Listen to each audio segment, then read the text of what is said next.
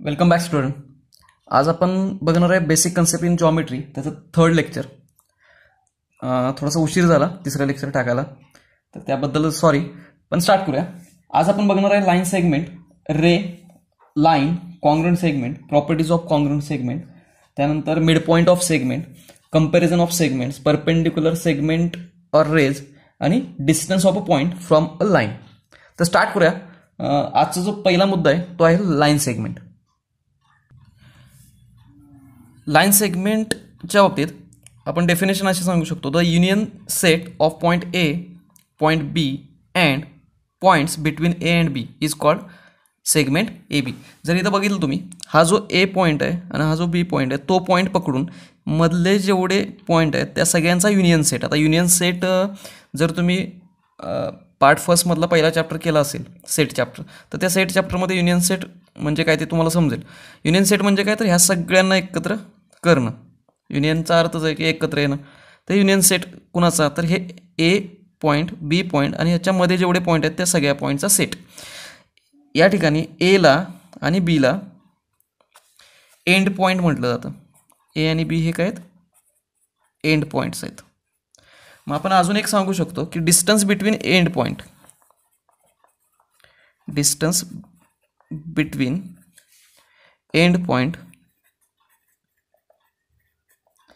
म्हणजेच काय असतं, तर length of segment, length of that segment. आता ए आणि बी मधलं डिस्टन्स आपण कसं दाखवतो, तर डिस्टन्स ए बी, तेच आपण असं लिहू शकतो length of segment A B. तेच आपण कसं लिहू शकतो, लेंथ ऑफ सेगमेंट ए बी.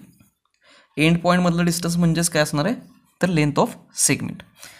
तर लाईन सेगमेंटच्या बाबतीत आपण एवढं सांगू शकतो. डेफिनेशन समजून घ्या की ए पॉईंट, बी पॉईंट आणि मधले सगळे पॉईंट यांचा जर युनियन सेट घेतला तर तो सेगमेंट तयार होतो ए बी. नाव लिहिताना त्याचं आपण असं लिहिणार की सेगमेंट, सेगमेंट पूर्ण शब्द लिहू नका, सेगमेंट ए बी. आता बऱ्याच जणांना असा प्रश्न पडला असेल की हा भाग तर बऱ्याचदा झाला आहे, मग रिपीट का 9वीला शिकवला जातो आहे. कारण 9वीला तुम्हाला जे थेरम लिहायचे आहेत, तर थेरम लिहिताना तुम्ही हे जे आहे बाबा, सेगमेंट लिहिताना एस जी यूज करा, लेनच्या बाबतीत एल यूज करा, ह्या ज्या गोष्टी आहेत त्या तुम्हाला युजफुल असणार आहेत. नेक्स्ट भाग आहे रे, रे ए बी. रे ए बी आपण कसं डिफाईन करू शकतो, here A and B are two distinct points. A आणि बी हे पूर्णपणे वेगळे पॉईंट्स आहेत. तर इथं युनियन सेट, परत एकदा, union set of all points on the segment A B, म्हणजे सेगमेंट ए बीवरचे सगळे जे पॉईंट्स आहेत त्यांचा union set. And the points P, P हा कोणता एक पॉईंट आहे, पण तो कसा आहे, A dash B dash P, A dash B dash P. मग इथं जेवढे पॉईंट दाखवता येतील ते सगळे पॉईंट, या सगळ्यांचा युनियन सेट, त्यालाच काय म्हणलं जातं, रे ए बी. या ठिकाणी एला आपण काय म्हणू, end point of ray A B. Point A हा जो आहे त्याला आपण काय म्हणू, एंड पॉईंट. तर रे ए बी तुम्ही लिहिताना कसं लिहू शकता, रे शब्द लिहा, पहिल्यांदा काय लिहिणार तुम्ही, एंड पॉईंट, आणि परत इथला कुठलाही पॉईंट लिहू शकता तुम्ही, बी लिहा, पी लिहा. तर त्या पद्धतीने रे ए बी डिफाईन करू शकतो आपण. नेक्स्ट पॉईंट आहे लाईन ए बी. आता लाईन ए बी आपण डिफाईन करताना कसं करू शकतो, union set of points on ray A B. जर रे ए बी बघितलं तर हा रे ए बी इथून इकडं स्टार्ट होतोय. And opposite ray. आता अपोजिट रे म्हणजे काय, आपण एकदा बघूया. अपोजिट रे आपण कशाला म्हणू शकतो, समजा एक रे आहे,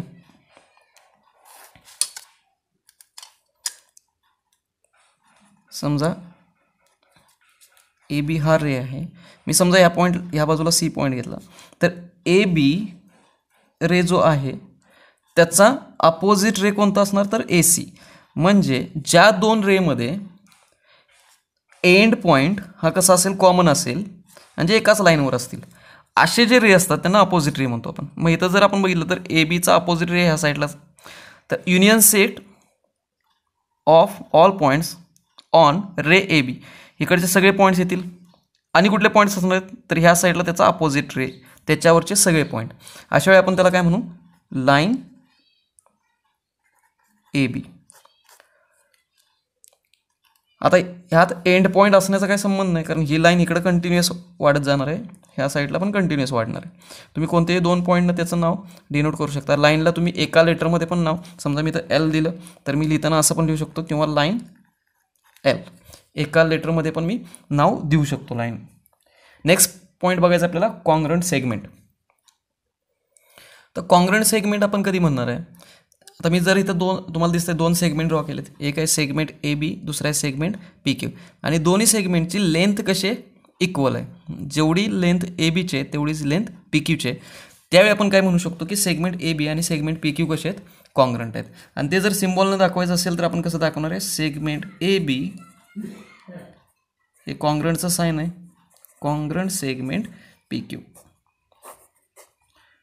एकदम सोपा कन्सेप्ट आहे. जर 2 सेगमेंटची लेंथ कशी असेल, इक्वल असेल, तर ते 2 सेगमेंट कसे असतात, कॉन्ग्रंट असतात. नेक्स्ट पॉईंट आपल्याला प्रॉपर्टीज ऑफ कॉन्ग्रंट सेगमेंट बघायचे आहेत. 3 प्रॉपर्टीज आहेत. तर पहिल्या प्रॉपर्टीचं जे नाव आहे ते रिफ्लेक्सिव्हिटी. आता रिफ्लेक्सिव्हिटी प्रॉपर्टी काय सांगते, तर every segment is congruent with it self. म्हणजे काय, तर प्रत्येक सेगमेंट, समजा सेगमेंट ए बी घेतला तर तो स्वतःशीच काय असतो, कॉन्ग्रंट असतो. त्याला आपण, त्या प्रॉपर्टीला काय म्हटलं जातं, रिफ्लेक्सिव्हिटी. कोणताही सेगमेंट असू द्या, हा सेगमेंट ए बी आहे तर तो स्वतःशीच काय असणार आहे, कॉन्ग्रंट असणार आहे. दुसरी जी प्रॉपर्टी आहे त्याचं नाव आहे सिमेट्री. दुसरी जी प्रॉपर्टी आहे त्याचं नाव आहे सिमेट्री. सिमेट्री प्रॉपर्टी काय सांगते, if segment A B congruent segment P Q,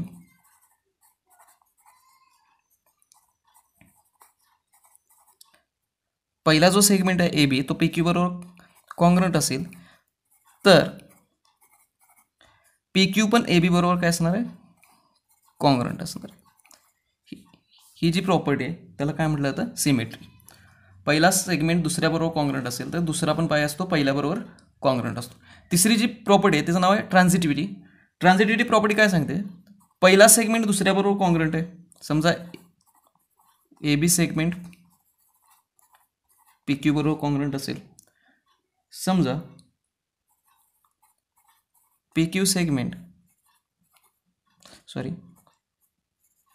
C D बरोबर कॉन्ग्रंट असेल, तर इथं बघा, पहिला दुसऱ्याबरोबर कॉन्ग्रंट आहे, दुसरा तिसऱ्याबरोबर कॉन्ग्रंट आहे, तर पहिला आणि तिसरा एकमेकावर काय असतात, कॉन्ग्रंट असतात. Segment A B congruent segment C D. एकदम सोप्या प्रॉपर्टी. पहिली प्रॉपर्टी त्याचं नाव लक्षात ठेवा महत्त्वाची, रिफ्लेक्सिव्हिटी. प्रत्येक सेगमेंट स्वतःशीच काय असतो, कॉन्ग्रंट असतो. दुसऱ्या प्रॉपर्टीचं नाव आहे सिमेट्री. पहिला सेगमेंट दुसऱ्याशी कॉन्ग्रंट असेल तर दुसरा पहिल्याशी कॉन्ग्रंट असतो. आणि जास्तीत जास्त यूज केली जाते, ह्याचाही जास्त यूज होतो बघा, ट्रान्झिटिव्हिटी. त्याच्यामध्ये पहिला सेगमेंट दुसऱ्याबरोबर कॉन्ग्रंट असेल, दुसरा तिसऱ्याबरोबर कॉन्ग्रंट असेल, तर पहिला आणि तिसरा एकमेकाबरोबर काय असतात, कॉन्ग्रंट असतात. तर हे झालं properties of congruent segments. Next point आहे mid point of a segment. Mid point of a segment, mid पॉईंटला आपण मराठीत म्हणतो मध्यबिंदू. तर जो सेगमेंट मी पी क्यू घेतला आहे त्याच्यामध्ये समजा if P dash M dash Q and जेवढी सेगमेंट पी एमची लेंथ असेल तेवढीच एम क्यूची असेल, म्हणजे दोन्ही सेगमेंट कसे असतील, कॉन्ग्रंट असतील. पी एम आणि एम क्यू हे 2 सेगमेंट कसे असतील, कॉन्ग्रंट असतील. त्यानंतर आपण काय म्हणू शकतो, point M is mid point of segment P Q. आता एक गोष्ट कायम लक्षात ठेवा की कोणताही सेगमेंट असू द्या त्याला फक्त एक आणि एकच काय असतो, मिड पॉईंट असतो. कोणताही सेगमेंट असू द्या त्याला एकच मिड पॉईंट असणार, एकापेक्षा जास्त मिड पॉईंट असत नाहीत. इथं तुम्ही अजून एक असं लिहू शकता की P M is equal to M Q is equal to 1/2 P Q. P M जेवढं असणार तेवढंच एम क्यू असणार, आणि ते पी क्यूच्या काय असणार आहे, 1/2 असणार आहे. फॉर एक्झाम्पल पी क्यू जर 10 असेल तर हे 5 आणि हे 5 असणार आहे. कंपॅरिझन ऑफ सेगमेंट म्हणजेच थोडक्यात काय, 2 सेगमेंट असतील तर त्यामधला कोणता सेगमेंट मोठा आहे कोणता सेगमेंट छोटा आहे हे सांगितलं जातं. मग ते कशावर डिपेंड असणार आहे, तर लेंथवर. जर आता मी 2 सेगमेंट काढलेत ए बी आणि पी क्यू, जर बघितलं आपण तर जो सेगमेंट ए बी आहे त्याची लेंथ कमी आहे कोणापेक्षा, सेगमेंट पी क्यूपेक्षा. म्हणजेच लिहिताना आपण असं लिहू शकतो, सेगमेंट ए बी तो कसा आहे, छोटा आहे कोणापेक्षा, सेगमेंट पी क्यूपेक्षा, किंवा सेगमेंट पी क्यू हा मोठा आहे कोणापेक्षा, सेगमेंट ए बीपेक्षा. हा सोपा पॉईंट होता. कंपॅरिझन म्हणजे काय बाबा, लेंथवर डिपेंड असणार आहे की कोण मोठा आहे कोण छोटा आहे ते सांगणं म्हणजेच कंपॅरिझन करणं. नेक्स्ट पॉईंट आहे तो परपेंडिक्युलॅरिटी ऑफ सेगमेंट्स ऑर रेज. आता जे मी फिगर ड्रॉ केले त्याच्यामध्ये दिसत असेल तुम्हाला, एक लाईन सी डी आहे आणि दुसरं म्हणजे सेगमेंट ए बी आहे, आणि ते दोघं एकमेकाला इंटरसेक्ट करताना 90 डिग्रीचा अँगल करत आहेत. म्हणजेच आपण काय म्हणू शकतो की ते एकमेकाला परपेंडिक्युलर आहेत. तर ह्या ठिकाणी लिहिताना आपण कसं लिहू शकतो, तर सेगमेंट ए बी हा परपेंडिक्युलर आहे कुणाला, लाईन सी डीला. आता दुसरी गोष्ट जर आपण बघितलं तर ह्या ज्या लाईन आहेत त्याच्यामध्ये पण काही रेज इन्व्हॉल्व झालेत किंवा सेगमेंट इन्व्हॉल्व झालेत.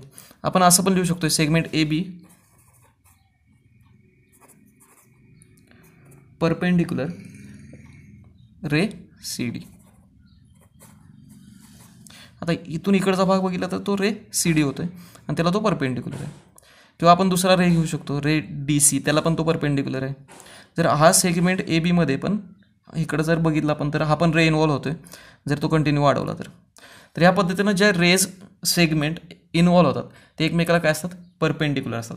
आणि परपेंडिक्युलरचंच तुम्ही साईन यूज करून तुम्ही थेरममध्ये लिहू शकता की ते सेगमेंट परपेंडिक्युलर आहेत. ते इंटरसेक्ट करताना इथं कितीचा अँगल झाला पाहिजे, 90 डिग्री, ते आपण त्याला म्हणतो परपेंडिक्युलर. नेक्स्ट पॉईंट आहे तो distance of a point from a line.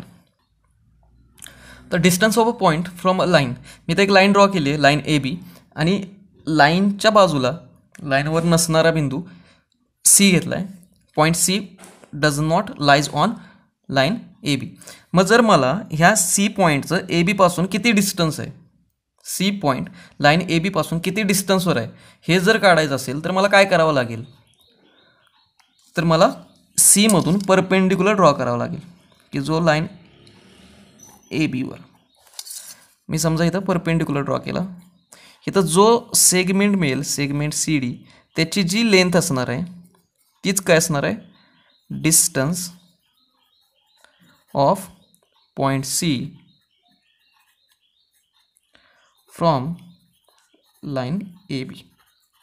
इथं बरेचसे डिस्टन्स काढता येतील, असं पण डिस्टन्स काढता येईल, असं पण डिस्टन्स काढता येईल, पण जे मिनिमम डिस्टन्स असतं ते परपेंडिक्युलर डिस्टन्स असतं.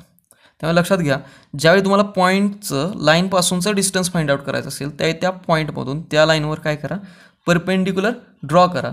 तुम्हाला जे डिस्टन्स मिळेल, हे सी डीची जी लेंथ असेल तेच काय असणार आहे, परपेंडिक्युलर डिस्टन्स, तेच असणार आहे distance of a point from line A B. हा इम्पॉर्टंट भाग आहे, लक्षात ठेवा मित्रांनो, बऱ्याचदा वापरावा लागतो. तर एखाद्या लाईनपासून एखादा बिंदू किती अंतरावर हे काढायचं असेल तर तुम्हाला तिथं लंब काढावा लागतो, परपेंडिक्युलर काढावा लागतो. ह्या ठिकाणी सगळ्यात महत्त्वाचं डीला म्हटलं जातं फूट ऑफ द परपेंडिक्युलर. जो पॉईंट डी आहे त्याला म्हटलं जातं फूट ऑफ द परपेंडिक्युलर. तर एवढे जो भाग होता, आपण जवळजवळ 9 कन्सेप्ट बघितले आजच्या व्हिडिओमध्ये. याच्यावरच तुम्हाला प्रॅक्टिस सेट 1.2 आहे. तर नेक्स्ट जो व्हिडिओ असणार आहे त्यामध्ये आपण प्रॅक्टिस सेट 1.2 मधले एक्झाम्पल सोडवणार आहे. आजच्या व्हिडिओमधले जर कन्सेप्ट तुम्हाला समजले असतील तर नक्की व्हिडिओला लाईक करा, शेअर करा, आणि जे चॅनलला नवीन आहेत त्यांचे चॅनल सबस्क्राईब करा. आजच्या व्हिडिओमध्ये इथेच थांबूया. थँक्यू.